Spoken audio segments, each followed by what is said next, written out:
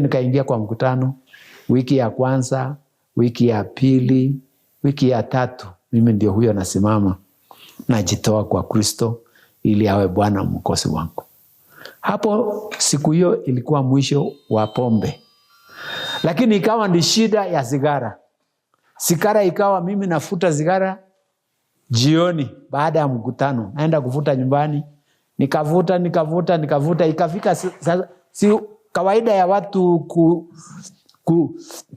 kukubali kuingia kwa mkutano, wako na uwezo wa kuingia ili wapatizwe. Sasa ikafika 3 months. The 3 months ilikuwa imepeanwa kwa ajili ya kuhakikisha mimi nimekuwa tayari kwa ajili ya ubatizo.